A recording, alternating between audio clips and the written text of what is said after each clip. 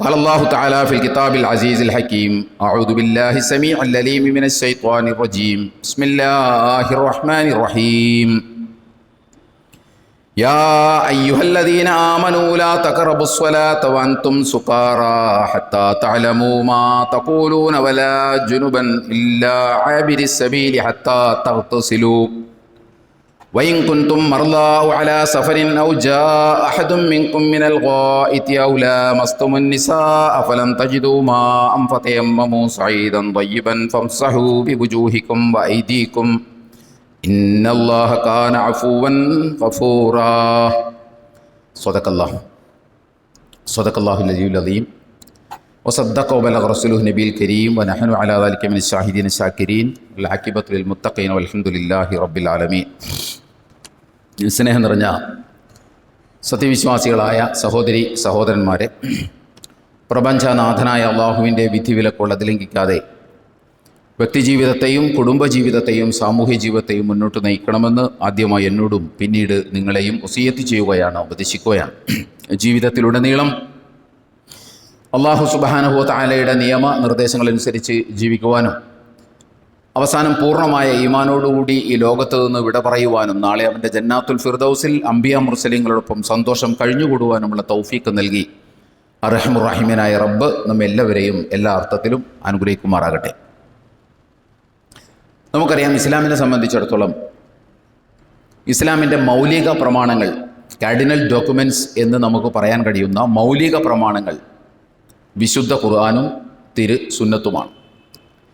ഇതിനെക്കുറിച്ച് നമ്മൾ സാധാരണ പറയാറുള്ളത്, ഇസ്ലാമിൻ്റെ മൗലിക പ്രമാണങ്ങളായ വിശുദ്ധ ഖുർആനും തിരുസുന്നത്തും സാർവദേശീയമാണ്, സാർവകാലികമാണ്, സാർവജനീനമാണ് എന്നാണ് നമ്മൾ പറയാറുള്ളത്. സാർവദേശീയം എന്ന് പറഞ്ഞാൽ നമുക്കറിയാം, സർവ്വദേശത്തേക്കുമുള്ളതാണ് ഈ പ്രമാണങ്ങൾ. സർവകാലികം എന്ന് പറഞ്ഞാൽ സർവകാലത്തേക്കുമുള്ളതാണ് ഈ പ്രമാണങ്ങൾ. സർവജനീനം എന്ന് പറഞ്ഞാൽ സർവജനങ്ങൾക്കുമുള്ളതാണ് ഈ പ്രമാണങ്ങൾ എന്നാണ്. ഇത് നമ്മൾ ഇതിനെക്കുറിച്ച് വ്യാപകമായി നമ്മൾ പ്രസംഗിക്കുകയും പറയുകയും ഒക്കെ ചെയ്യുന്നതാണ്. നമുക്കറിയാം, ഈ രണ്ട് പ്രമാണങ്ങൾ സാർവദേശീയമാണ്, സാർവകാലികമാണ്, സാർവജനീനമാണ് എന്ന് പറയുമ്പോൾ പറയുന്നവർ നമ്മളൊക്കെ യഥാർത്ഥത്തിൽ എന്താണ് ഉദ്ദേശിക്കുന്നത്? സർവ്വജനങ്ങൾക്കുമുള്ള, സർവ്വദേശത്തുമുള്ള, സർവ്വജനങ്ങൾക്കുമുള്ള, സർവ്വകാലത്തെ ജനങ്ങൾക്കുമുള്ള സർവ്വകാര്യങ്ങളും ഇതിനകത്തുണ്ട് എന്ന അർത്ഥത്തിലാണോ? ഒരിക്കലുമല്ല. സർവ്വകാലത്തെ ജനങ്ങളുടെ സർവ്വ പ്രശ്നങ്ങളുടെ കാര്യങ്ങളൊന്നും ഇതിനകത്ത് അല്ലാഹു സുബ്ഹാനഹു വ തആല രേഖപ്പെടുത്തി വച്ചിട്ടില്ല. ചില ആളുകളൊക്കെ പറയുന്നത് നമ്മൾ കേൾക്കാറുണ്ട്, വിശുദ്ധ ഖുർആനിൽ എല്ലാ കാര്യങ്ങളും ഉണ്ട് എന്ന് ഇങ്ങനെ ഒരു ഓടെ അങ്ങോട്ട് പറയാറുണ്ട്. അതും ശരിയല്ല. എല്ലാ കാര്യങ്ങളും രേഖപ്പെടുത്തി വച്ചിട്ടുള്ള ഒരു ഗ്രന്ഥവുമല്ല ഖുർആൻ. അങ്ങനെ എല്ലാ കാര്യങ്ങളും പറയാമെന്ന ഗ്രന്ഥമല്ല. വിശുദ്ധ ഖുർആൻ മനുഷ്യന് ഈ ഭൂമിയിൽ മനസമാധാനത്തോടെ ജീവിക്കാനും അതുപോലെ തന്നെ മനുഷ്യനെ സംബന്ധിച്ചിടത്തോളം പരലോകത്ത് സ്വർഗം കരസ്ഥമാക്കാനും ആവശ്യമായ സാൻമാർഗിക നിർദ്ദേശങ്ങളുടെ സമാഹാരമാണ് വിശുദ്ധ ഖുർആൻ എന്ന് പറയുന്നത്. അത്തരം ഒരു മനസമാധാനത്തോടു കൂടി ജീവിക്കാൻ കഴിയുന്ന ഒരു സാമൂഹിക അന്തരീക്ഷം സൃഷ്ടിച്ച് മനുഷ്യന് മുന്നോട്ട് പോകാനുള്ള സാൻമാർഗിക നിയമങ്ങളാണ്. മനുഷ്യൻ സ്വതന്ത്രമായി തീരുമാനിച്ചാൽ, നമ്മൾ പ്രത്യേകം മനസ്സിലാക്കണം, മനുഷ്യൻ സ്വതന്ത്രമായി തീരുമാനിച്ചാൽ, ബുദ്ധിയുള്ള മനുഷ്യൻ സ്വതന്ത്രമായി തീരുമാനിച്ചാൽ അവന് വഴിതെറ്റാൻ ഒരുപാട് സാധ്യതകൾ ഉള്ളതുകൊണ്ടാണ് അല്ലാഹു സുബ്ഹാനഹു വ തആല ആവശ്യമായ മാർഗനിർദ്ദേശം നമുക്ക് നൽകുന്നത്. അല്ലെങ്കിൽ അല്ലാഹു സുബ്ഹാനഹു വ തആല മനുഷ്യന് ബുദ്ധി കൊടുത്താൽ പോരെ? ബുദ്ധി കൊടുത്ത് അവർ ചെയ്തോളൂല്ലോ. ബുദ്ധി കൊടുത്ത് മനുഷ്യൻ കണ്ടെത്തേണ്ട, നേടേണ്ട കാര്യങ്ങളെക്കുറിച്ച് ഖുർആൻ പറഞ്ഞിട്ടില്ല, പറയേണ്ട കാര്യമില്ല. അത് മനുഷ്യൻ അതാത് കാലങ്ങളിൽ അവൻ്റെ ബുദ്ധി ഉപയോഗിച്ച് ഭൗതികമായ സൗകര്യങ്ങളാണെങ്കിൽ സൗകര്യങ്ങൾ, ശാസ്ത്രീയമായ കണ്ടുപിടുത്തങ്ങളാണെങ്കിൽ കണ്ടുപിടുത്തങ്ങൾ, അത് മനുഷ്യൻ ചെയ്തോളും. അതിനാണല്ലോ ബുദ്ധി കൊടുത്തത്. ഈ ബുദ്ധി ഉപയോഗിച്ചവൻ സാൻമാർഗികമായ നിർദ്ദേശങ്ങൾ രൂപപ്പെടുത്താൻ ശ്രമിച്ചാൽ അതിൽ അവന് പിഴവ് സംഭവിക്കാൻ ധാരാളം സാധ്യതകളുണ്ട്. അതുകൊണ്ടാണ് അക്കാര്യം അല്ലാഹു സുബ്ഹാനഹു വ തആല നേരിട്ട് പ്രവാചകന്മാരിലൂടെ വേദഗ്രന്ഥങ്ങളിലൂടെ മനുഷ്യന് നൽകിയത്. അതുകൊണ്ട് അതിനകത്ത് അതേ ഉണ്ടാകൂ. അല്ലാതെ ലോകത്ത് വിമാനം കണ്ടുപിടിച്ചാൽ അത് ഖുർആനിലുണ്ട്, വേറെ പലത് കണ്ടുപിടിച്ചാൽ ചന്ദ്രനിൽ പോയാൽ അത് ഖുർആനിലുണ്ട്, അങ്ങനെ എന്ത് കണ്ടുപിടിച്ചാലും അതൊക്കെ ഖുർആനിലുണ്ടെന്ന് പറയുന്ന ഒരു തരം അല്പത്തരം നമ്മൾ അത്തരം കാര്യങ്ങൾ പറയരുത്. ഖുർആനിൽ അങ്ങനെ എല്ലാ കാര്യവും പറഞ്ഞിട്ടുമില്ല, പറയാനും വന്നതല്ല. അത് ഖുർആനിൻ്റെ ഒരു കുറവുമല്ല, അത് മനുഷ്യനുള്ള കഴിവ് കൊടുത്തിട്ടുണ്ട്. ഈ ഭൂമിയിലെ ഏറ്റവും വലിയ ഒരു വസ്തു എന്ന് പറയുന്നത് ബുദ്ധിയാണ്, മനുഷ്യന് കൊടുത്ത ബുദ്ധിയാണ്. ആ ബുദ്ധി ഉപയോഗിച്ച് അതിൻ്റെ അപാരമായ സാധ്യതകൾ ഉപയോഗിച്ചുകൊണ്ട് മനുഷ്യൻ എന്തെല്ലാമോ കണ്ടെത്തിയിരിക്കുന്നു. പക്ഷെ അങ്ങനെ കണ്ടെത്തുമ്പോഴും അവനത് ഉപയോഗിക്കേണ്ടതിൻ്റെ അടിസ്ഥാന മാനദണ്ഡങ്ങൾ, അതാണ് സാൻമാർഗിക നിർദ്ദേശം എന്ന് പറയുന്നത്. ആ സാൻമാർഗിക നിർദ്ദേശങ്ങൾ അല്ലാഹു സുബ്ഹാനഹു വ തആല മനുഷ്യന് നൽകിയ വേദഗ്രന്ഥമാണ് വിശുദ്ധ ഖുർആൻ എന്ന് പറയുന്നത്. അപ്പം അതുകൊണ്ട് വിശുദ്ധ ഖുർആൻ സാർവജനീനമാണ്, സാർവദേശീയമാണ്, സാർവകാലികമാണ് എന്നൊക്കെ നമ്മൾ പറയുമ്പോൾ നമ്മൾ ഈ വസ്തുത മനസ്സിലാക്കേണ്ടതുണ്ട്. മനുഷ്യരുടെ മാർഗദർശനത്തിന് ശഹ്റു റമദാൻ അല്ലദീ ഉൻസില ഫീഹിൽ ഖുർആൻ ഹുദൻ ലിന്നാസ്, ജനങ്ങൾക്ക് മാർഗദർശനം, സാൻമാർഗികമായ നിർദ്ദേശങ്ങൾ, സത്യാസത്യങ്ങൾ വിവേചിക്കാൻ, ഡിസ്ക്രിമിനേറ്റ് ചെയ്യാൻ കഴിയുന്ന ഒരു ഉരക്കല്ലായിട്ടാണ് വിശുദ്ധ ഖുർആനെ അല്ലാഹു സുബ്ഹാനഹു വ തആല മനുഷ്യന് നൽകിയിട്ടുള്ളത്. അതുപോലെ തന്നെ അങ്ങനെ സമാധാനത്തോടുകൂടി ജീവിക്കാൻ ആവശ്യമായ ഒരു സോഷ്യൽ ഓർഡർ ഉണ്ടാക്കലും ഇസ്ലാമിൻ്റെ ഒരു ലക്ഷ്യമാണ്. അതാണ് അള്ളാഹുവിൻ്റെ റസൂൽ സല്ലല്ലാഹു അലൈഹി വസല്ലം 23 കൊല്ലം എടുത്തുകൊണ്ട് വല്ലാത്ത കഷ്ടപ്പെട്ട് പ്രവാചകൻ അവിടെ രൂപപ്പെടുത്തിയത്. ഈ സോഷ്യൽ ഓർഡർ അത് എത്രയൊക്കെ നിരാകരിക്കാൻ ആരൊക്കെ ശ്രമിച്ചാലും അത് തെളിഞ്ഞു തന്നെ നിൽക്കും. ഞാൻ എപ്പോഴും പറയാറുണ്ടല്ലോ, കുറേ ആരാധനാകർമ്മങ്ങളും അതിൻ്റെ വിശദാംശങ്ങളും അത് സമൂഹത്തിൽ നിലനിർത്തേണ്ടതിൻ്റെ ബാധ്യതകളെക്കുറിച്ച് പറയാൻ വേണ്ടി മാത്രം വന്ന ഒരു ഗ്രന്ഥമല്ലാത്. മനുഷ്യന് മനസമാധാനത്തോടു കൂടി ഇവിടെ ജീവിക്കാൻ കുറേ നിർദ്ദേശങ്ങളുണ്ട്. അതവൻ ആരാധിച്ചുകൊണ്ടിരുന്നാൽ മാത്രം മതിയാവൂല, അവൻ നോമ്പുപിടിച്ചുകൊണ്ടിരുന്നാൽ മാത്രം മതിയാവൂല, അവൻ നിസ്കരിച്ചുകൊണ്ടിരുന്നാൽ മാത്രം മതിയാവൂല. മൂല്യങ്ങളിൽ അധിഷ്ഠിതമായ, നീതിയിൽ അധിഷ്ഠിതമായ ഒരു സാമൂഹ്യ ക്രമമുണ്ടെങ്കിലാണ് മനുഷ്യന് ഇവിടെ സമാധാനത്തോടുകൂടി ജീവിക്കാൻ പറ്റുള്ളൂ. ഇവിടെ നമ്മളെല്ലാവരും നിസ്കരിക്കുന്നുണ്ട്, നോമ്പുപിടിക്കുന്നുണ്ട്, നമ്മളെല്ലാവരും ഹജ്ജ് ചെയ്യുന്നുണ്ട്, മദ്യപിക്കുന്നുമില്ല. പക്ഷെ ഇവിടെ സമാധാനത്തോടുകൂടി ജീവിക്കാൻ പറ്റണില്ല. എന്തുകൊണ്ടാണെന്ന് ചോദിച്ചാൽ, സമാധാനത്തോടു കൂടി മനുഷ്യന് ജീവിക്കാൻ കഴിയണമെങ്കിൽ ഈ സോഷ്യൽ ഓർഡറിൽ കാര്യമായ മാറ്റങ്ങൾ ഉണ്ടാകണം. മൂല്യങ്ങളിലും നീതിയിലും സാൻമാർഗികമായ നിർദ്ദേശങ്ങളിലും അധിഷ്ഠിതമായി ഒരു സോഷ്യൽ ഓർഡർ കെട്ടിപ്പടുത്താൽ മാത്രമാണ് മനുഷ്യന് സമാധാനത്തോടു കൂടി ജീവിക്കാൻ പറ്റുള്ളൂ. അതാണ് അള്ളാഹുവിൻ്റെ റസൂൽ സല്ലല്ലാഹു അലൈഹി വസല്ലം 23 കൊല്ലം കൊണ്ട് മക്കയിലും മദീനയിലും അടങ്ങുന്ന ജസീറത്തുൽ അറബിൽ അള്ളാഹുവിൻ്റെ റസൂൽ കാണിച്ചു തന്നത്. അത് നമ്മളാരും നിരാകരിച്ചിട്ട് കാര്യമില്ല.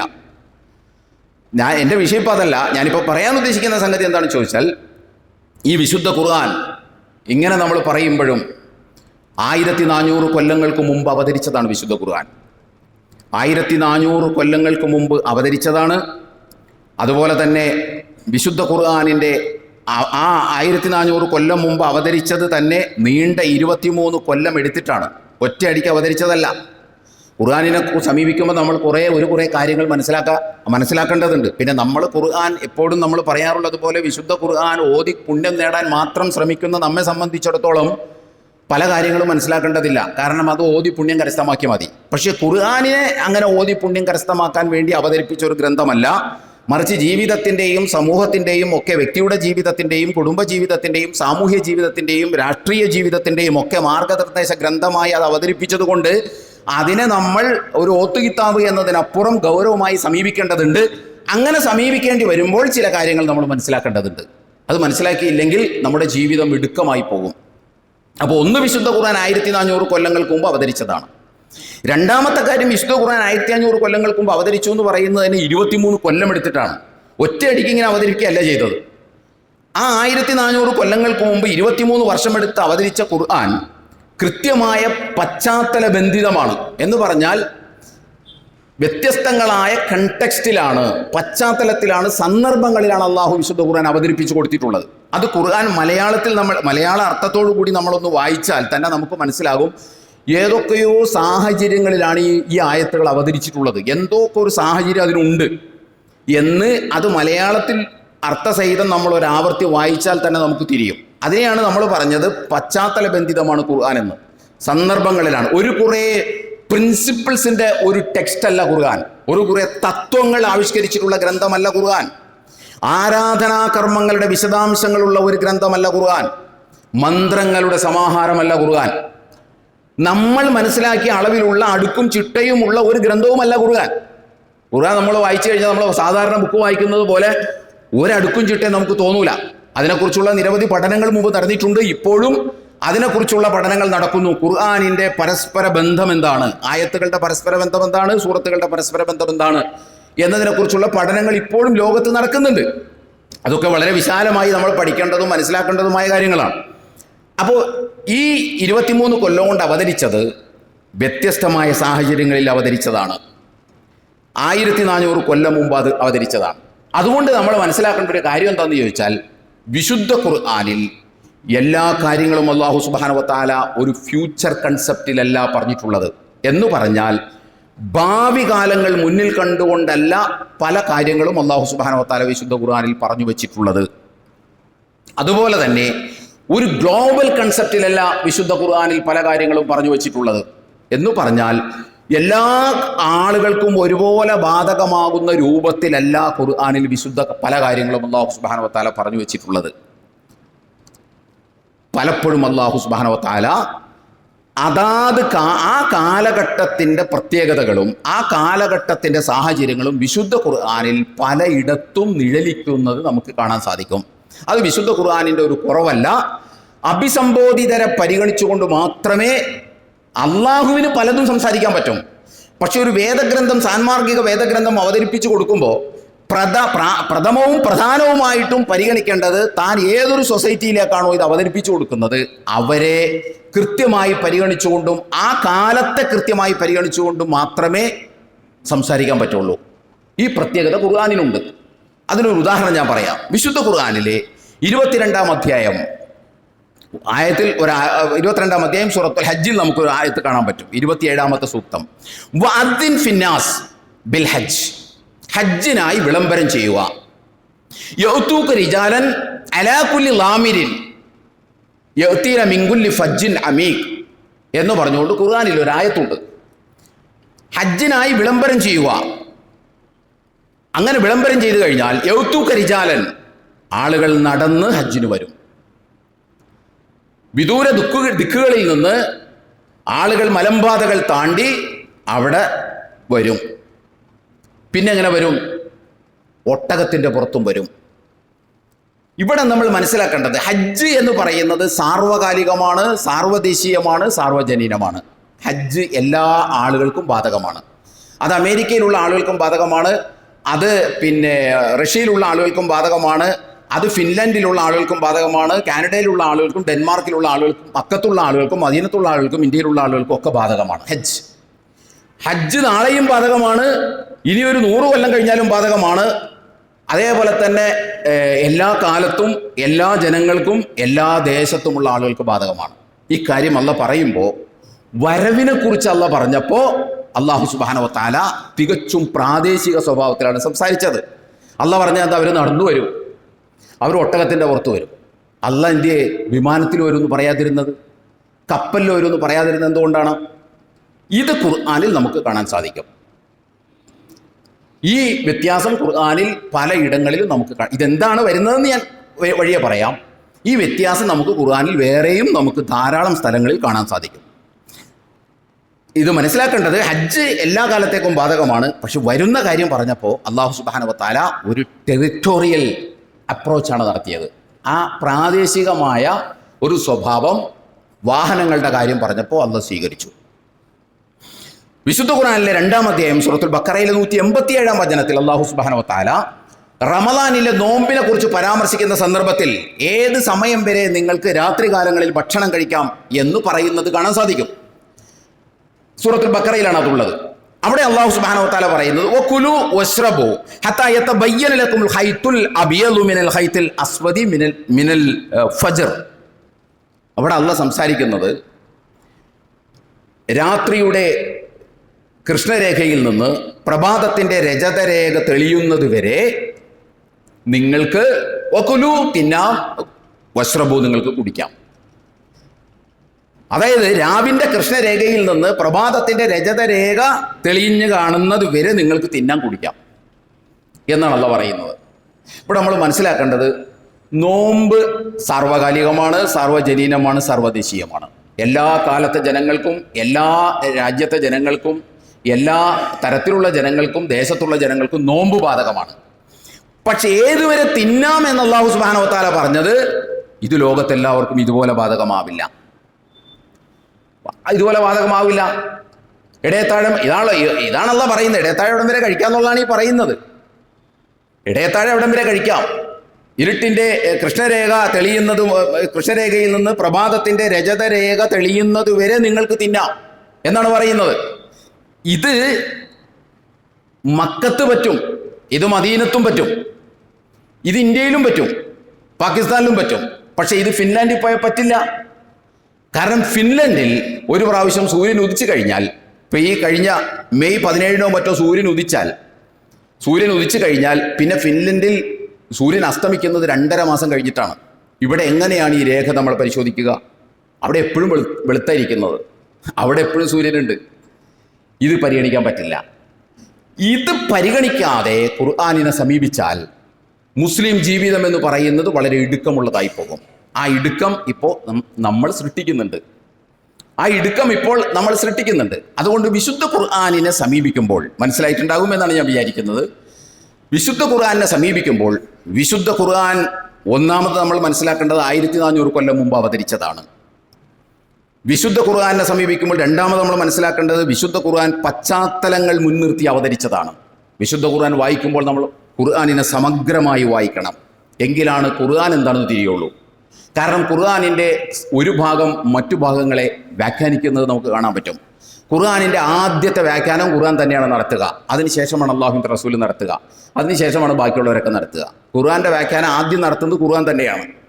ഖുർആൻ ഒരു സ്ഥലത്ത് സൂചിപ്പിച്ചു പോയ കാര്യങ്ങളുടെ വിശദാംശങ്ങൾ ഖുർആൻ തന്നെ മറ്റ് സ്ഥലങ്ങളിൽ വ്യക്തമാക്കുന്നത് നമുക്ക് കാണാൻ സാധിക്കും. അതേപോലെ തന്നെ വിശുദ്ധ ഖുർആനിനെ അതുകൊണ്ട് തന്നെ ഈ സത്യം മനസ്സിലാക്കാതെ അത് ഖുർആനെ കാലികമായി വായിക്കണം, സമഗ്രമായി വായിക്കണം, അതുപോലെ തന്നെ സമകാലീനമായി വായിക്കണം. ഖുർആനിനെ കാലികമായി വായിക്കാൻ കഴിയാതെ വന്നാൽ നമുക്ക് ഒരുപാട് പ്രശ്നങ്ങളുണ്ടാകും, നമുക്കൊരുപാട് ഇടുക്കമുണ്ടാകും. ഇപ്പം തന്നെ നിങ്ങളൊന്ന് ആലോചിച്ച് നോക്കൂ. ഹജ്ജിനെ കുറിച്ച് പറഞ്ഞെടുത്ത് കാലികമായി വായിക്കാതിരുന്നാൽ എന്തായിരിക്കും അവസ്ഥ?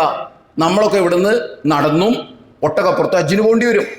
ഇപ്പം നമ്മളത് പോകാത്തത് നമുക്കത് കഴിയാത്തത് കൊണ്ടാണ്. എന്തെങ്കിലും അർത്ഥത്തിലൊക്കെ കഴിയുമായിരുന്നെങ്കിൽ ഇതുമ്മ തൂങ്ങിയിട്ട് പറയുമായിരുന്നു അങ്ങനെയൊന്നും ഹജ്ജിന് പോയാൽ ശരിയാവില്ല, ഇതുപോലെ നടന്നും ഒട്ടകത്തിനും പോകാനാണ് അള്ളാഹ് പറഞ്ഞേക്കണത്. അങ്ങനെ വേറെ പല വാദങ്ങളും നമ്മുടെ കേരളീയ സമൂഹത്തിൽ ഉയർന്നത് നമുക്ക് കാണാമല്ലോ. അപ്പോൾ ഇത് ആവാത്ത എന്താണെന്ന് ചോദിച്ചാൽ നടപടി ആവാത്തത് കൊണ്ടാണ്. അങ്ങനെ നടപടി ആവാത്ത പലതും നമ്മൾ പ്രമാണങ്ങളൊക്കെ മാറ്റിവെച്ച് നടപടി ആക്കുന്നത് കാണാൻ പറ്റും. പണ്ട് കാലത്തൊക്കെ നമുക്കറിയാം, ഈ മയ്യത്ത് മരിച്ചു കഴിഞ്ഞാൽ നമ്മൾക്കൊക്കെ നമ്മൾ അതിൻ്റെ മതമൊക്കെ പറയുമായിരുന്നു, ഈ മയ്യത്ത് പള്ളിയിലേക്ക് കൊണ്ടുപോകുമ്പോൾ അതിനുവേണ്ടി നടന്ന കാലടികളുടെ കൂലിയും പിന്നെ അതിൻ്റെ മഹത്വത്തിനും അതിൻ്റെ പുറകിൽ പോകുന്നതിൻ്റെ മഹത്വമൊക്കെ പറയുമായിരുന്നു. ഇപ്പോൾ 1-1.2 കിലോമീറ്റർ നമുക്ക് നടക്കാൻ പ്രയാസമുള്ളത് കൊണ്ട് തന്നെ എല്ലാ വീട്ടിലും ആംബുലൻസ് വരും. ഇപ്പോൾ ആ മഹത്വമൊക്കെ പോയി. നടപടിയാകും എളുപ്പമാണെന്ന് തോന്നിയപ്പോൾ നമ്മളത് അവലംബിച്ചു. അവിടെ പിന്നെ ഈ വക നിയമങ്ങളോ കാര്യങ്ങളോ ഒന്നും നമ്മളെവിടെയും പറയാറില്ല. ഇപ്പോൾ അതിൻ്റെ മഹത്വമൊന്നും കേൾക്കാറില്ല. ഉടനെ ആംബുലൻസ് വരികയാണ്, പള്ളിയിലേക്ക് പോവുകയാണ്, എല്ലാവരും പോയി നിസ്കരിക്കുകയാണ്. ഇത് അതിനേക്കാൾ ദുർഘടമായൊരു സംഗതിയാവും ഇതിനെ ആ പറഞ്ഞതുപോലെ അവലംബിക്കാൻ ശ്രമിച്ചാൽ. അപ്പോൾ ഇവിടെ കാലികമായി നമ്മൾ വായിക്കണം. ഹജ്ജ് എല്ലാവർക്കും ബാധകമായൊരു കാര്യമാണെങ്കിലും വരവിനെക്കുറിച്ച് അള്ളാഹ് പ്രാദേശിക സ്വഭാവത്തിലാണ് സംസാരിച്ചതെങ്കിലും കാലികമായി വായിക്കാൻ അതാത് കാലഘട്ടത്തിലെ പണ്ഡിതന്മാരും അതുപോലെ ഖുർആനെ സമീപിക്കുന്നവരും മുജ്തഹിദീങ്ങളും ഒക്കെ വായിക്കാൻ ബാധ്യസ്ഥരാണ്. അത് വായിച്ചില്ലെങ്കിൽ മുസ്ലിം ജീവിതം ഇടുക്കമായി പോകും.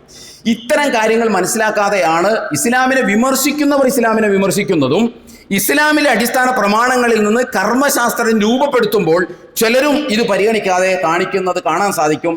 ആ കാണിക്കലിൻ്റെ ഭാഗമായിട്ട് നമ്മൾ പല ഏടാകൂടങ്ങളിലും പെടുന്നതും നമുക്ക് കാണാൻ സാധിക്കും. രണ്ടു കൂട്ടരും ഇത് ചെയ്യുന്നതിൽ പരാജയപ്പെടുന്നുണ്ട്. ഒരു കൂട്ടർ ഇതറിയാതെ വിശുദ്ധ ഖുർആനിനെ കേവലം ലിറ്ററലായിട്ട് വായിച്ചിട്ട് ഖുർആനിൽ ഇങ്ങനെ അബദ്ധങ്ങളുണ്ട്, ഖുർആനിൽ അങ്ങനത്തെ പ്രശ്നങ്ങളുണ്ട്, ഇങ്ങനത്തെ പ്രശ്നങ്ങളുണ്ടെന്നൊക്കെ പറഞ്ഞുകൊണ്ട് ഒരു കുറേ നിരീശ്വരവാദികളും ലിബറലിസ്റ്റുകളും അതുപോലെ തന്നെ നാസ്തികരും ഒക്കെ ഖുർആനെ വിമർശിക്കുന്നു. ഇതൊന്നും പരിഗണിക്കാതെയാണ് വിശുദ്ധ ഖുർആനിൻ്റെ ഈ വക കാര്യങ്ങളൊന്നും പരിഗണിക്കുക. ഇത് വളരെ വിശദമായി പറയേണ്ട സംഗതികളാണ്, വിശദമായി പഠിക്കേണ്ട കാര്യങ്ങളാണ്. അത് ഞാൻ വളരെ ലളിതമായിട്ടൊന്ന് സൂചിപ്പിച്ചെന്ന് മാത്രമേ ഉള്ളൂ. പഠിക്കേണ്ട ആളുകൾ അത് വിശദമായി തന്നെ പഠിക്കണം. അത് നല്ലൊരു രസകരമായ പഠനമാണ് വിശുദ്ധ ഖുർആനിൻ്റെ എങ്ങനെ സമീപിക്കണം എന്നുള്ളത്.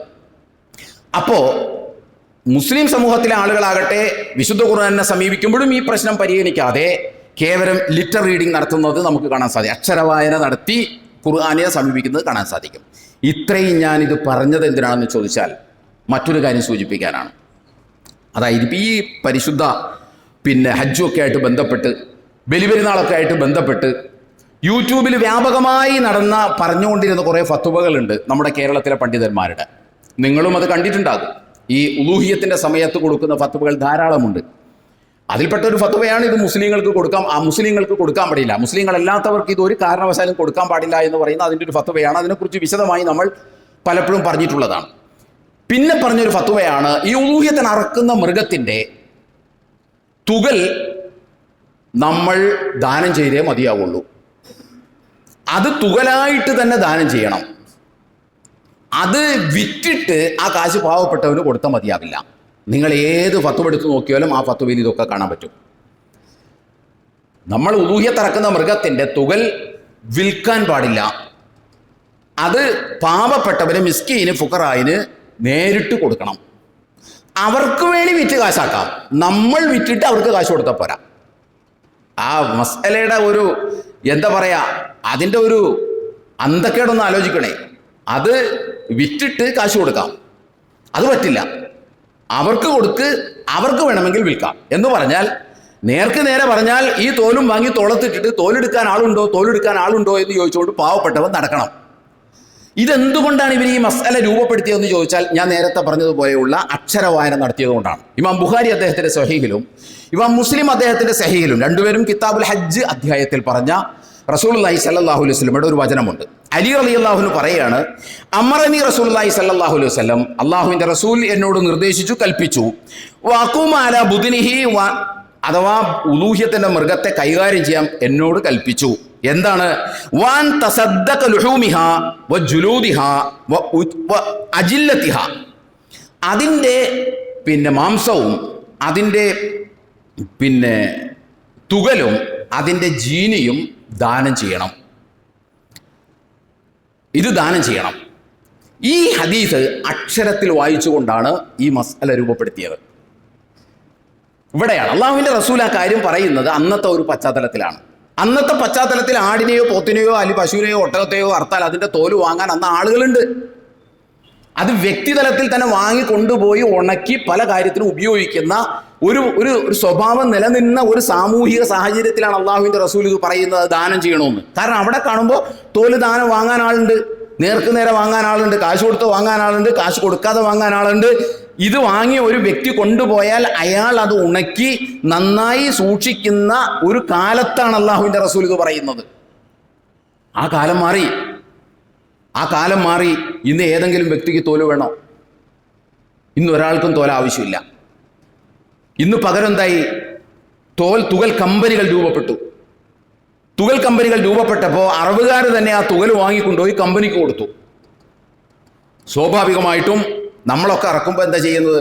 ഈ തുകല് അറബുകാർക്ക് വിലക്ക് കൊടുക്കും. അറബുകാർ ഇത് മൊത്തത്തിലെടുക്കുന്ന ആളുകൾക്ക് വീണ്ടും വിലക്ക് കൊടുക്കും. എന്നിട്ട് നമ്മൾ ഈ പൈസ വാങ്ങിയിട്ട് പാവപ്പെട്ടവന് കൊടുക്കും. അതല്ലേ പ്രായോഗികമായിട്ട് ചെയ്യാൻ പറ്റുക. അള്ളാഹുവിൻ്റെ റസൂൽ അത് സദക്ക ചെയ്യണമെന്ന് പറഞ്ഞത് അന്നത്തെ ഒരു സാഹചര്യത്തിലാണ്. 2024 ആയപ്പോൾ ഈ ഉലൂഹിയത്ത് സംരംഭങ്ങളിൽ പലർക്കും അറിയാം, തോലെടുക്കാൻ പോലും ആളില്ല. ഞാൻ അറിഞ്ഞത് ഒരു മഹലിൽ 8-9 പോത്തിനെ അറുത്തിട്ട് ആ തോലും എല്ലാം കൂടി 20,000 രൂപ കൊടുത്ത് അവിടെ നിന്ന് മാറ്റിക്കുന്ന ഒരു അവസ്ഥാവിശേഷത്തിലേക്ക് കാര്യങ്ങൾ പോയി. അപ്പോൾ അള്ളാഹുവിൻ്റെ റസൂൽ ഈ ദാനം ചെയ്യണമെന്ന് പറഞ്ഞ് എന്ത് ചെയ്യും? ഇതും തലേ ചുമന്നുകൊണ്ട് നടക്കോ? ഇത് കുഴിച്ചിടാൻ പറ്റില്ല. അള്ളാഹുവിൻ്റെ റസൂൽ ദാനം ചെയ്യണമെന്നാണ് പറഞ്ഞേക്കുന്നത്. അതുകൊണ്ട് ഇത് പിടിച്ചുകൊണ്ട് നടക്കലല്ലാതെ വേറെ നിർവാഹമൊന്നുമില്ല. അതിനാർക്കാണ് പറ്റുക എന്ന് അന്വേഷിക്കേണ്ട അവസ്ഥ വരില്ലേ? ഇവർ ഈ പറയുന്ന അർത്ഥത്തിൽ ഇതിന് അക്ഷരവായന നടത്തിയാൽ ഒന്ന് ആലോചിച്ച് നോക്കൂ. ഇതാരെയാണ് നമുക്കിത് പറഞ്ഞ് ബോധ്യപ്പെടുത്താൻ പറ്റുക? അഥവാ തോൽ കൊടുത്തിട്ട് ആ കാശ് കൊടുത്താൽ പോരാ, തോലായിട്ട് തന്നെ നേർക്ക് നേരെ കൊടുക്കണം എന്ന് പറയുന്ന ഒരു മസ്അല ഇത് രൂപപ്പെട്ടത് പ്രമാണങ്ങളുടെ അക്ഷരവായനകളിൽ നിന്ന് വന്നതാണ്. പശ്ചാത്തലം പരിഗണിക്കാതെയുള്ള പ്രായോഗികമായ സമീപനങ്ങൾ നടത്താതെ വന്നതുകൊണ്ട് സംഭവിച്ചൊരു സംഗതിയാണത്. അള്ളാഹുവിൻ്റെ റസൂൽ ഉദ്ദേശിച്ച മറ്റൊരു ഉദ്ദേശവും കൂടി അതിൻ്റെ കൂട്ടത്തിലുണ്ടാകും.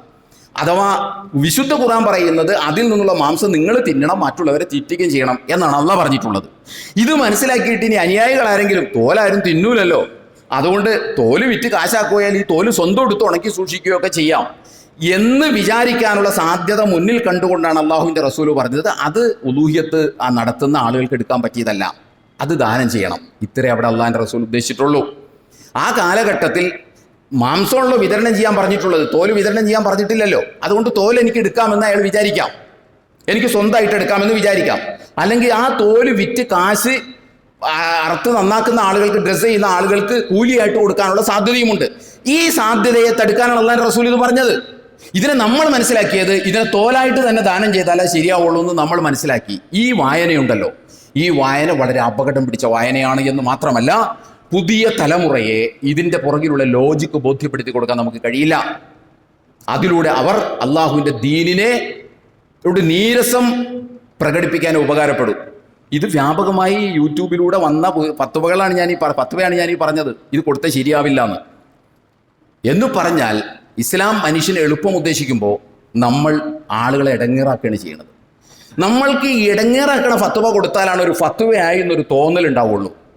ഒരു ഫത്വയായി എന്ന് തോന്നണമെങ്കിൽ ആളെ ഇടങ്ങേറാക്കണം. ഒന്നും നടക്കൂല എന്ന് പറഞ്ഞാലാണ് ഞാൻ എന്തോ നല്ല മറ്റേ ഫത്വ കൊടുത്തു എന്ന് തോന്നുള്ളൂ. അത് നടക്കും, അത് നടക്കൂല, ഇത് നടക്കുമോ, ഇതും നടക്കൂല, പിന്നെ അത് നടക്കുമോ, അതും നടക്കൂല. അപ്പോൾ ഒന്നും നടക്കൂല. പ്രായോഗികമായി നമ്മൾ ചിന്തിക്കണമല്ലോ കാര്യങ്ങൾ. ഇതൊരു കാര്യം. ഇനി മറ്റൊരു ഉദാഹരണം പറയാം. ഇതിപ്പോൾ ഞാൻ ഹദീസിലെ കാര്യമാണ് പറഞ്ഞത്. വിശുദ്ധ ഖുർആനിലെ ഇതുപോലുള്ള അക്ഷരവായന കൊണ്ട് നമുക്ക് ഇടുക്കം സൃഷ്ടിക്കുന്ന കാര്യങ്ങളുണ്ട്. അതാണ് ഞാൻ ആമുഖത്തിൽ ഓതി വെച്ച ആയത്ത്. വിശുദ്ധ ഖുർആനിലെ 4-ാം അധ്യായം സൂറത്തു നിസായിലെ 43-ാം വചനത്തിൽ അല്ലാഹു സുബ്ഹാനഹു വ തആല മദ്യം ഉപയോഗിച്ചുകൊണ്ട് നിങ്ങൾ നമസ്കാരത്തെ സമീപിക്കരുത് എന്ന് പറയുന്നത് കാണാൻ സാധിക്കും. യാ അയ്യുഹല്ലദീന ആമനൂ ലാ തഖറബുസ് സ്വലാത്ത വഅൻതും സുകാറ ഹത്താ തഅലമൂ മാ തഖൂലൂന. പറയുന്നത് എന്താണെന്ന് അറിയാത്ത ഒരു അബോധാവസ്ഥയിൽ നിങ്ങൾ മദ്യപിച്ചുകൊണ്ട് നമസ്കാരത്തെ സമീപിക്കരുത് എന്ന് അല്ലാഹു സുബ്ഹാനഹു വ തആല പറയുന്നു. അതിനുശേഷം ജനാബത്തുണ്ടായി കഴിഞ്ഞാൽ നിങ്ങൾ കുളിക്കണം എന്നും പറയുന്നു. അതിനുശേഷം പിന്നെ അല്ലാഹു സുബ്ഹാനഹു വ തആല പറയുന്ന ഒരു കാര്യമുണ്ട്. നിങ്ങൾ വൈൻകുന്തും മർല, നിങ്ങൾ രോഗികളായി, ഔ അലാ സഫരീൻ, നിങ്ങൾ യാത്രയിലായിപ്പോയി, ഔ ജാഹിദും മിൻകും മിനൽ ഗായിത്തി, നിങ്ങൾ വിസർജന സ്ഥലത്ത് നിന്ന് വന്നു, ഔ ലാമസ്തുമുൻ നിസാ, പെണ്ണിനെ തൊട്ടു എങ്കിൽ, ഫലം തജിദൂ മാൻ, എന്നിട്ട് നിങ്ങൾക്ക് വെള്ളം കിട്ടിയില്ല.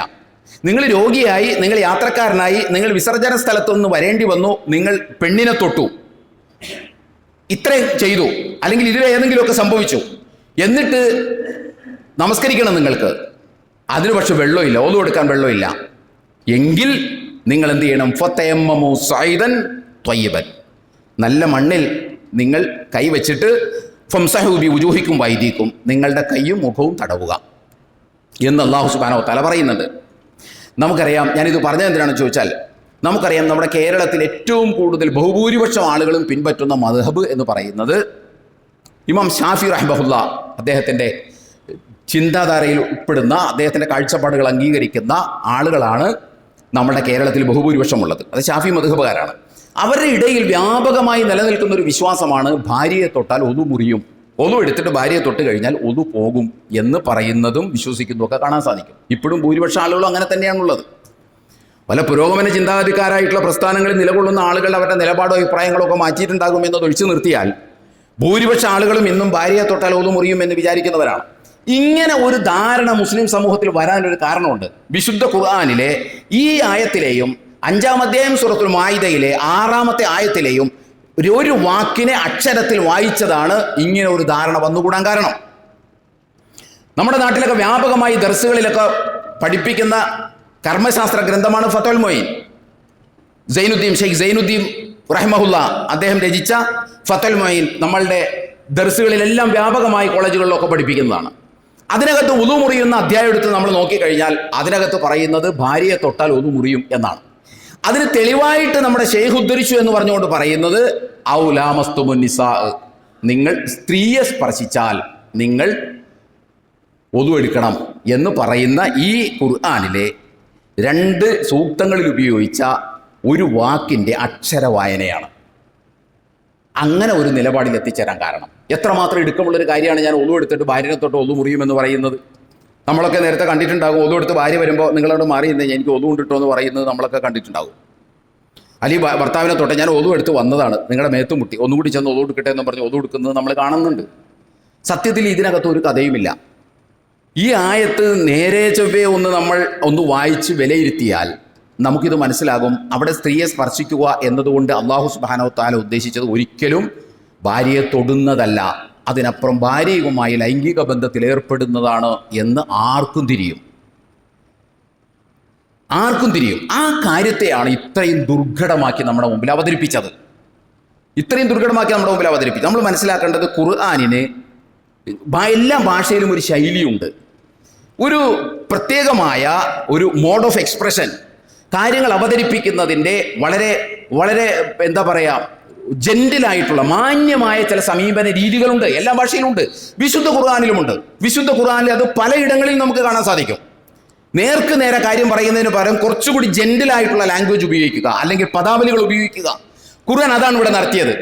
നിങ്ങൾ ഭാര്യയുമായി ലൈംഗിക ബന്ധത്തിൽ ഏർപ്പെട്ടാൽ എന്ന് കാര്യങ്ങൾ പച്ചയായി പറയുന്നതിന് പകരം കുറച്ചുകൂടി ജെന്റിലായിട്ടുള്ള ഒരു മോഡ് ഓഫ് എക്സ്പ്രഷനാണ് അള്ളാഹു സുബ്ഹാനഹു വ തആല ഇവിടെ ഉപയോഗിച്ചത്. അഥവാ സ്ത്രീയെ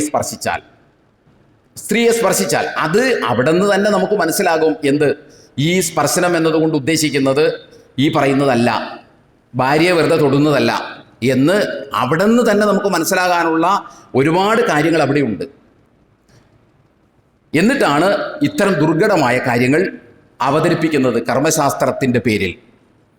നിങ്ങളൊന്ന് ആലോചിച്ച് നോക്കൂ, ഇതിന് പല കാരണങ്ങളുണ്ട്. അങ്ങനെയല്ല എന്ന് പറയാൻ പല കാരണങ്ങളുണ്ട്. അതിലൊന്ന് ഈ ആയത്ത് തന്നെ നോക്കിയാൽ നമുക്ക് അത് മനസ്സിലാകും. ഞാൻ അതിൻ്റെ ബാക്കി വിശദാംശങ്ങളിലേക്കൊന്നും പോകുന്നില്ല. രണ്ടാമത്തെ കാര്യം എന്താണെന്ന് ചോദിച്ചാൽ, സ്വഹീഹായ നിരവധി ഹദീസുകൾ നമുക്ക് കാണാൻ സാധിക്കും. അല്ലാഹുവിൻ്റെ റസൂൽ സല്ലല്ലാഹു അലൈഹി വസല്ലം വുദു എടുത്തതിന് ശേഷം ഭാര്യയെ തൊടുകയും ചില സന്ദർഭങ്ങളിൽ ഭാര്യയെ ചുംബിക്കുകയും ചെയ്തതിന് ശേഷം വീണ്ടും വുദു എടുക്കാതെ നമസ്കരിച്ചതിൻ്റെ സ്വഹീഹായ നബി വചനങ്ങൾ നമുക്ക് ഹദീസ് സമാഹാരങ്ങളിൽ കാണാൻ സാധിക്കും. അല്ലാഹുവിൻ്റെ റസൂൽ സല്ലല്ലാഹു അലൈഹി വസല്ലം വിശുദ്ധ ഖുർആനിനെതിരായ ഒരു കാര്യം ചെയ്യില്ല. അതിൽ നിന്ന് തന്നെ നമുക്ക് മനസ്സിലാകും ഈ പറയുന്നതിൻ്റെ ഉദ്ദേശം വെറും തൊടലല്ല എന്ന് മനസ്സിലാക്കും. അതിൻ്റെ ബാക്കി ലോജിക്കൊക്കെ ഉണ്ട്. അതിപ്പോൾ സമയത്തിൻ്റെ പരിമിതി മൂലം നമ്മളത് പറയുന്നില്ല. അത് മാത്രമല്ല, രസം എന്താണെന്ന് ചോദിച്ചാൽ അല്ലാഹു സുബ്ഹാനഹു വ തആല അതിൽ തന്നെ പറയുന്ന ഒരു കാര്യമുണ്ട്. ഈ സൂറത്തിൽ തന്നെ പറയുന്ന, ഈ ആയത്തിൽ തന്നെ പറയുന്ന ഒരു കാര്യമുണ്ട്. നിങ്ങളെ ബുദ്ധിമുട്ടിക്കാനല്ല അള്ളാഹു ഇത്തരം കാര്യങ്ങൾ പറയുന്നത്, നിങ്ങൾക്ക് എളുപ്പത്തിന് വേണ്ടിയിട്ടാണ് എന്ന് അള്ളാഹു സുബ്ഹാനഹു വ തആല തന്നെ അതിനകത്ത് പറയുന്നത് നമുക്ക് കാണാൻ കഴിയും. 5-ാം അധ്യായം സൂറത്തുൽ മാഇദയിലെ 6-ാമത്തെ സൂക്തത്തിൽ അള്ളാഹ് തന്നെ അത് പറയുന്നുണ്ട്. ഇതിലൂടെ നിങ്ങൾക്ക് പ്രയാസം സൃഷ്ടിക്കാനല്ല ഞാൻ ഉദ്ദേശിക്കുന്നത്, നിങ്ങൾക്ക് എളുപ്പമുണ്ടാക്കാനാണ് ഉദ്ദേശിക്കുന്നത് എന്ന് അള്ളാഹ് തന്നെ ആ ആയത്തിൽ പറഞ്ഞിരിക്കെ നമുക്കാകട്ടെ ഏടാകൂടം സൃഷ്ടിക്കുകയാണ് ചെയ്യുന്നത്. ഈ വക കാര്യങ്ങൾ പറഞ്ഞ് നമുക്ക് പ്രയാസത്തിലേക്ക് പോവുകയാണ്. നിങ്ങളൊന്ന് ആലോചിച്ച് നോക്കൂ, ഭർത്താവിന് സുഖമില്ലാതാകുന്ന സന്ദർഭത്തിൽ അദ്ദേഹത്തിന് ടോയ്ലറ്റിൽ നിന്ന് ഒതു എടുത്തതിന് ശേഷം ഒന്ന് താങ്ങി പിടിക്കേണ്ടി വരുന്ന അവസ്ഥ ആർക്കാദ്യം ഉണ്ടാവുക? ഭാര്യക്കാണ് ഉണ്ടാവുക. അപ്പോൾ ഭാര്യ തൊട്ട് ഒതു മുറിയുമെങ്കിൽ ഇങ്ങേർക്ക് ടോയ്ലറ്റിൽ നിന്ന് പുറത്തോട്ട് കിടക്കാൻ സമയം ഉണ്ടാവില്ല. വേറെ ആൾ വേണം വന്ന് പിടിക്കാൻ. മോനില്ലാത്ത അല്ലെങ്കിൽ മക്കളില്ലാത്തൊരവസ്ഥയിലാണെങ്കിൽ അദ്ദേഹം പെട്ടത് തന്നെ. അപ്പോൾ ഇതൊന്നും യുക്തിക്ക് നിരക്കുന്നൊരു കാര്യമേ അല്ല. മീസാക്കൻ ഖലീല, ബലിഷ്ഠമായ ഒരു കരാറിലൂടെ താൻ ഏറ്റുവാങ്ങിയ ഒരു പെണ്ണ്, അവളെ എനിക്ക് താല്പര്യമുള്ള ഏത് സന്ദർഭത്തിലും ലൈംഗിക ബന്ധത്തിൽ ഏർപ്പെടാൻ സ്വാതന്ത്ര്യമുള്ള ഒരു പെണ്ണ്, അത്തരം ഒരു പെണ്ണിനെ കുറിച്ചാണ് പറയുന്നത്. ഒതു എടുത്ത് അവളെ തൊട്ട് കഴിഞ്ഞാൽ ഒതു പോയി എന്ന് പറയുന്നത്, ഞാൻ പറയുന്നു, പുതിയ ഒരു തലമുറയെ നമുക്ക് ഇതിന്റെ യുക്തി ബോധ്യപ്പെടുത്താൻ പറ്റില്ല. അപ്പോൾ ഒരുപക്ഷെ ചോദിക്കും, എല്ലാത്തിൻ്റെ യുക്തി നിങ്ങൾക്ക് ബോധ്യപ്പെടുത്താൻ പറ്റുമെന്ന്. അങ്ങനെയാണെങ്കിൽ നമ്മൾ മനസ്സിലാക്കേണ്ടത് അള്ളാഹുവിൻ്റെ റസൂൽ ചെയ്ത ആ പ്രവാചകന്റെ ചര്യ നമ്മുടെ മുമ്പിലുണ്ട്. അതുമാത്രമല്ല, ഈ ഒരു മദ്ഹബ് മാത്രമല്ല ലോകത്തുള്ളത്, 3 മദ്ഹബ് വേറെയുണ്ട്. ആ 3 മദ്ഹബിലെ ഒരു മദ്ഹബിന്റെ ഇമാമും പറയുന്നില്ല ഭാര്യത്തോട്ട് ഒതു മുറിയുമെന്ന് വേറെ ഒരാളും പറയുന്നില്ല. ഈ ഒരൊറ്റ മദ്ഹബിൽ മാത്രമേ ഈ നിലപാടുള്ളൂ. വിശുദ്ധ ഖുർആൻ പരിശോധിച്ച് നമുക്ക്, അത് മാത്രമല്ല, നിങ്ങളൊന്ന് ആലോചിച്ച് നോക്കൂ, വിശുദ്ധ ഖുർആനിൽ ഈ ലാമസ എന്ന് പറയുന്ന വാക്ക്, അതിന് തൊടുക എന്ന അർത്ഥമാണുള്ളത്. ഇതിന്റെ തന്നെ തൊടുക അർത്ഥമുള്ള വേറൊരു വാക്കുണ്ട്, മസ്സ എന്ന് പറയുന്നൊരു വാക്കുണ്ട്. ഈ വാക്ക് വിശുദ്ധ ഖുർആനിൽ ധാരാളമായിട്ട് ഉപയോഗിച്ചിട്ടുണ്ട്. മസ്സ എന്ന വാക്കും സ്പർശിക്കുക എന്നാണ് അതിനർത്ഥം. ലാമസ എന്ന വാക്കും പരസ്പരം സ്പർശിക്കുക എന്നാണ് അതിനർത്ഥം. ഈ മസ്സ എന്ന വാക്ക് ധാരാളമായി ഖുർആനിൽ ഉപയോഗിച്ചിട്ടുണ്ട്. ആ സന്ദർഭങ്ങളും നമുക്ക് പലയിടത്തും നോക്കിയാൽ നമുക്ക് മനസ്സിലാകും, തൊടുക എന്ന അർത്ഥത്തിലല്ല ഖുർആൻ അത് ഉപയോഗിച്ചിട്ടുള്ളത്, അതിനപ്പുറം ഉള്ളടക്കത്തോടുകൂടിയാണ് ഉപയോഗിച്ചിട്ടുള്ളത്. ലൈംഗിക ബന്ധത്തിന് വേണ്ടിയിട്ടാണ് പല സന്ദർഭങ്ങളിൽ അത് ഉപയോഗിച്ചിട്ടുള്ളത് നമുക്ക് കാണാൻ സാധിക്കും. നിങ്ങളൊന്ന് ആലോചിച്ച് നോക്കൂ, വിശുദ്ധ ഖുർആനിൽ പിന്നെ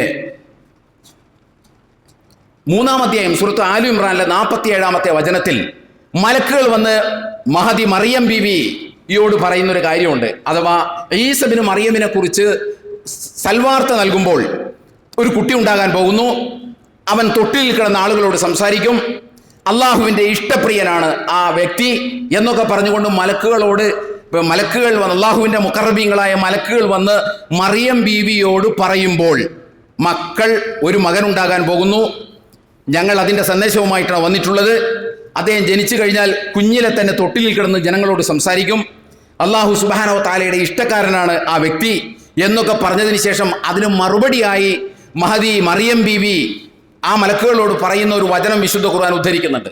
കാലത്ത് അവർ പറഞ്ഞു, റബ്ബി അന്നാ യകൂനു ലി വലദുൻ വലം യംസസ്നി ബശറുൻ, എന്നെ ഒരു പുരുഷനും സ്പർശിക്കാതിരിക്കെ എനിക്ക് എങ്ങനെയാണ് കുട്ടി ഉണ്ടാവുക എന്ന് മറിയം ബീവി ചോദിക്കുകയാണ്. ഇവിടെ മറിയം ബീവി ആ പറഞ്ഞ വാക്ക്, ഞാനുമായി ആരും ലൈംഗിക ബന്ധത്തിൽ ഏർപ്പെടാതിരിക്കെ എങ്ങനെയാണ് കുട്ടി ഉണ്ടാവുക എന്ന് ചോദിക്കുന്ന അല്പം റഫായിട്ടുള്ള ചോദ്യത്തിന് പകരം കുറച്ചുകൂടി ജെന്റിലായിട്ടുള്ള ഭാഷയാണ് ഇവിടെ ഖുർആൻ ഉപയോഗിച്ചത്. ചോദിച്ചതായി പറയുന്നത്, എന്നെ ആരും സ്പർശിച്ചിട്ടില്ല. സ്പർശിക്കുക എന്ന് പറയുന്ന അറബി പദമാണ് ഇവിടെ ഉപയോഗിച്ചിട്ടുള്ളത്. ലൈംഗിക ബന്ധത്തിൽ ഏർപ്പെടുക എന്ന പദമല്ല ഉപയോഗിച്ചിട്ടുള്ളത്. വെറും സ്പർശിക്കുക എന്ന് പറയുന്ന വാക്ക് ഉപയോഗിച്ചുകൊണ്ടാണ് ഈ അർത്ഥം അവിടെ ഉണ്ടാക്കിയെടുത്തിട്ടുള്ളത്. ഇത് ഖുർആനിന്റെ ഒരു ശൈലിയാണ്. ഇത് വിശുദ്ധ ഖുർആനിൽ വേറെയും നമുക്ക് കാണാൻ സാധിക്കും. തലാഖൊക്കെ ആയിട്ട് ബന്ധപ്പെട്ട സന്ദർഭങ്ങളിൽ നിങ്ങൾ യാ അയ്യുഹല്ലദീന ആമനൂ ഇദാ നകഹ്തും, നിങ്ങൾ പെണ്ണുങ്ങളെ കല്യാണം കഴിച്ചു, എന്നിട്ട് അവളെ സ്പർശിക്കുന്നതിന് മുൻപ് നിങ്ങൾ അവളെ തലാഖ് ചൊല്ലിയാൽ നിങ്ങൾ അവളോട് ഇദ്ദ ആചരിക്കണമെന്ന് പറയാൻ നിങ്ങൾക്ക് യാതൊരു അവകാശവുമില്ല. ഇവിടെ ലൈംഗിക ബന്ധമാണ് ഉദ്ദേശിക്കുന്നത്, പക്ഷെ പ്രയോഗിച്ച വാക്ക് സ്പർശിക്കുക എന്നാണ്. ഇത് തന്നെയാണ് അവിടെ ഉപയോഗിച്ചിട്ടുള്ളത്. ഇത്രയേ ഉള്ളൂ. അപ്പോൾ ഇത്തരം അക്ഷരവായനകൾ, ഞാനിപ്പോൾ ഇത് പറഞ്ഞത് തൊലി വീക്കുന്ന കാര്യത്തിൻ്റെ ഗൗരവം പറയാനോ പെണ്ണിനെ തൊട്ടാൽ ഒന്നു മുറിയും എന്ന കാര്യത്തിൻ്റെ ഗൗരവം പറയാനോ അല്ല, മറിച്ച് ഞാനിത് നിങ്ങളുടെ മുമ്പിൽ സമർപ്പിച്ചത് എന്തിനാണെന്ന് ചോദിച്ചാൽ, വിശുദ്ധ ഖുർആനിനെയും തിരുസുന്നത്തിനെയും ആളുകൾ അക്ഷരവായന നടത്തുന്നതിൻ്റെ തകരാറ്, അതിലൂടെ മുസ്ലിം ജീവിതത്തെ ഇടുക്കം സൃഷ്ടിക്കുന്നതാക്കി മാറ്റുന്ന ഒരു സമീപന രീതി, ഇത് ഈ വിഷയത്തിൽ മാത്രമല്ല മറ്റു പല വിഷയങ്ങളിൽ നമുക്ക് കാണാം. വിശുദ്ധ അല്ലാഹുവിൻ്റെ റസൂൽ സല്ലല്ലാഹു അലൈഹി വസല്ലം പറഞ്ഞ ഒരു വചനം, അഥവാ നോമ്പൊക്കെ ആയിട്ട് ബന്ധപ്പെട്ട് പറഞ്ഞൊരു വചനം, സൂമൂ ലി റുയത്തിഹി വഫ്തിറൂ ലി റുയത്തിഹി, നിങ്ങൾ കണ്ടുകൊണ്ട് നോമ്പനുഷ്ഠിക്കുക, കണ്ടുകൊണ്ട് നിങ്ങൾ നോമ്പ് മുറിക്കുക എന്ന് അല്ലാഹുവിൻ്റെ റസൂൽ സല്ലല്ലാഹു അലൈഹി വസല്ലം പറഞ്ഞ ആ ഒരു വചനത്തെ അക്ഷരത്തിൽ വായിച്ചത് കൊണ്ടാണ് മുസ്ലിം സമൂഹം നോമ്പും പെരുന്നാളും വരുമ്പോൾ ആകാശത്തേക്ക് നോക്കിയിരിക്കേണ്ട അവസ്ഥാവിശേഷം വന്നത്. അതുപോലെ തന്നെ ഒരു ദിവസം, പെരുന്നാളാകട്ടെ അറഫ നോമ്പാകട്ടെ ലോകത്തും ഒരു 3-4 ദിവസം വരാൻ തുടങ്ങിയത്. അതുകൊണ്ടാണ് ലോകത്ത് ഒരാൾക്കും ബോധ്യപ്പെടുത്താൻ കഴിച്ചു, മൂക്ക് കീഴ്പോട്ടിരിക്കുന്ന ഒരാൾക്കും ബോധ്യപ്പെടുത്തി കൊടുക്കാൻ കഴിയാത്ത കാര്യമാണ് ഒരു ദിവസത്തിന് 3 ഡേറ്റുകൾ ഉണ്ടാവുക എന്ന് പറയുന്നത്. ലോകത്തെ ഏത് കലണ്ടർ നമ്മൾ എടുത്താലും ഒരു ദിവസത്തിന് ഒരു ഡേറ്റ് ഉണ്ടാവുള്ളൂ. പക്ഷേ നമ്മളെ സംബന്ധിച്ച്, മുസ്ലിം സമുദായത്തെ സംബന്ധിച്ചിടത്തോളം ഒരു ദിവസത്തിന് 3 ഡേറ്റാണ്. മുഹറം അറഫ എന്ന് പറയുന്ന ഒരു ദിവസം, ആ ദിവസം 3 ഡേറ്റുകളിലായിട്ട് വരും. നോമ്പ് എന്ന് പറയുന്ന ഒരു സംഭവം 3 ഡേറ്റുകളിലായിട്ട് വരും. പെരുന്നാൾ എന്ന് പറയുന്ന സംഭവം 3 ഡേറ്റുകളായിട്ട് വരും. അതേസമയം ക്രിസ്മസ് 3 ഡേറ്റുകളിലായിട്ട് വന്നത് ഇന്ന് വരെ നിങ്ങളുടെ ജീവിതത്തിൽ കണ്ടിട്ടുണ്ടോ? ഇല്ല. വേറെ ഏതെങ്കിലും ആഘോഷം ലോകത്ത് 3 ഡേറ്റുകളിൽ വന്നത് നമുക്ക് കാണാൻ കഴിയുമോ? കാണാൻ കഴിയില്ല. കാരണം ഒരു ദിവസത്തിന് ഒരു ഡേറ്റ് ഉണ്ടാവുള്ളൂ, ഒരു ഡേറ്റിന് ഒരു ദിവസവും, അല്ലാതെ ഒരു ദിവസത്തിന് 3 ഡേറ്റ് ഉണ്ടാവില്ല. അത് വിശദമായി പറയേണ്ടതാണ്, മറ്റൊരു സന്ദർഭത്തിൽ നമുക്ക് പറയാം. ഞാൻ പറയുന്നത് ഇത്തരം വായനകൾ നമ്മുടെ ജീവിതത്തെ ഇടുക്കമുള്ളതാക്കുകയാണ്. അതേസമയം വിശുദ്ധ ഖുർആനെ സമകാലികമായി വായിക്കാൻ, അതിൻ്റെ ആത്മാവ് ചോർന്നു പോകാതെ തന്നെ വായിച്ച് സമൂഹത്തെ എളുപ്പമുള്ളതാക്കി കൊടുക്കാൻ നമുക്ക് സാധിക്കും. അതിനാണ് നമ്മൾ ഖുർആനിനെ സമീപിക്കേണ്ടത്. അങ്ങനെയാണ് സമീപിക്കേണ്ടത്. കാര്യങ്ങൾ യഥാവിധി മനസ്സിലാക്കുവാൻ അല്ലാഹു സുബ്ഹാനഹു വ തആല നമ്മെ എല്ലാവരെയും അനുഗ്രഹിക്കുമാറാകട്ടെ.